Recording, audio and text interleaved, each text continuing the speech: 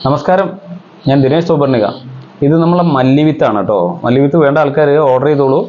പിന്നെ നമ്മൾ ഈ പലചരക്ക് കടയിൽ നിന്ന് മേടിക്കുന്ന മല്ലിയില്ലേ, അത് വിത്തിട്ടാൽ പലപ്പോഴും മുളയ്ക്കാറില്ല. എന്താ കാരണം? അപ്പോൾ പല ആൾക്കാരും പറയും ഈ വിത്തുമല്ലി പ്രത്യേക സ്ഥലത്തു നിന്ന് ഉണ്ടാക്കി കൊണ്ടുവരുന്നതാണ്, അതാണ് ഈ ഇത് മുളയ്ക്കാൻ കാരണം. അങ്ങനെ ഉണ്ടോ? നിങ്ങളെ കമൻറ്റ് ഈ വീഡിയോയ്ക്ക് താഴെ ഇട്ടോളൂ. ഇനി അതിൻ്റെ യഥാർത്ഥം നമുക്ക് എന്താ നോക്കാം. നമ്മളുടെ എല്ലാ മല്ലിയും, അതായത് മാർക്കറ്റിലേക്ക് വരുന്ന എല്ലാ മല്ലിയും ഒരേ ക്വാളിറ്റിയുള്ള തന്നെ.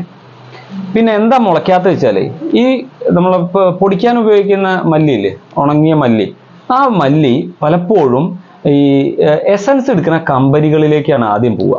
എസൻസ് എടുക്കുന്ന കമ്പനികളിലേക്ക് പോയിട്ട് അതിൻ്റെ എസൻസ് സത്ത് അവർ ആവിയിൽ പുഴുങ്ങിയിട്ട് അത് എടുക്കുകയാണ്. എടുത്തിട്ട് അവർ എസൻസ് എടുത്ത ആ ചണ്ടിയായിട്ടുള്ള മല്ലിയാണ് പലപ്പോഴും മാർക്കറ്റിലേക്ക് എത്തുക.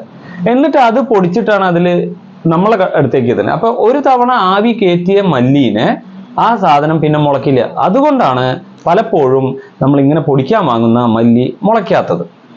ഇനി രണ്ടാമത്തെ ഒരു കാര്യം, ഇരുന്ന് പഴങ്ങിയാലും മുളയ്ക്കില്ല മല്ലിവിത്ത്. പിന്നെ ഈ വിത്ത് എങ്ങനെയാ മുളയ്ക്കുന്നതെന്ന് ചോദിച്ചാൽ, ഇത് വിത്തിനായി ശേഖരിക്കുന്ന ഇങ്ങനത്തെ ആവി കയറ്റാത്ത അല്ലെങ്കിൽ ഇതിന്റെ എസൻസ് എടുക്കാത്ത മല്ലികളാണ് മുളയ്ക്കുക. അപ്പൊ എന്നോട് ഞാൻ ഈ കാര്യം ഒരു മീറ്റിംഗിൽ ഇങ്ങനെ ചർച്ച ചെയ്തപ്പോൾ എൻ്റെ ഒരു സുഹൃത്ത് പറഞ്ഞു, ഞങ്ങളെ വീട്ടിൽ പിന്നെ ഒരു തവണ പൊടിപ്പിക്കാൻ വാങ്ങിയ ഉണക്കമല്ലി അദ്ദേഹം ഇതേപോലെ, ഇത് നമ്മൾ സാധാരണ ഇങ്ങനെ ഇട്ടിട്ട് ഒന്ന് ഒരു കമ്പ് കൊണ്ടോ കല്ലുകൊണ്ടോ ഒന്ന് ഇങ്ങനെ അമർത്തും. അപ്പം ഇത് രണ്ടായി ഒരു ചപ്പാത്തി കോൽ കൊണ്ടിട്ട് ഉരച്ച് കഴിഞ്ഞാൽ അത് പൊടി നടുവിളരും. അപ്പം ഇട്ട് കഴിഞ്ഞാൽ വേഗം മുളയ്ക്കാറുണ്ട്. അദ്ദേഹത്തിന്റെ വീട്ടിൽ അദ്ദേഹം ഇങ്ങനെ ഉണക്കാൻ കൊടുന്ന മല്ലി ഇതേപോലെ മുളപ്പിച്ച് ഇങ്ങനെ പാകിയിട്ടപ്പോൾ ഒക്കെ മുളച്ചു എന്ന് പറഞ്ഞു. എന്തായിരിക്കും അതിന്റെ കാരണം? അതിന്റെ കാരണമൊന്നുമില്ല. മല്ലി ഓവർ പ്രൊഡക്ഷൻ വരുന്ന ചില സമയമുണ്ട് നാട്ടിൽ. അതായത് മല്ലി ഉണ്ടാക്കുന്ന പ്രദേശങ്ങളിൽ കൂടുതലായിട്ട് മല്ലി പ്രൊഡക്ഷൻ വന്നു കഴിഞ്ഞാൽ അത് കുറെ എസൻസ് എടുക്കാൻ പോയാലും ബാക്കി മല്ലികൾ, ആവി കയറ്റാത്ത ആ മല്ലികൾ ഒരു ചെറിയ ഉണക്കിയിട്ട് നമ്മളെ മാർക്കറ്റിലെ കടകളിലേക്ക് എത്തും.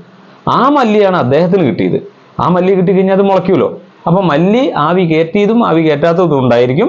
വിത്തിനുള്ള മല്ലി വേറെയാണ്. ഈ വിവരം നിങ്ങൾക്ക് ഉപകാരപ്പെട്ടിട്ടുണ്ടെങ്കിൽ നിങ്ങളുടെ സുഹൃത്തുക്കളുടെ അടുത്തേക്ക് ഷെയർ ചെയ്യുക കേട്ടോ. അത് ഒരു അറിവായിട്ട് അവിടെ എടുക്കട്ടെ. നിങ്ങളും നല്ല രീതിയിൽ അടുക്കളത്തോട്ടം നിർമ്മിക്കുക. താങ്ക്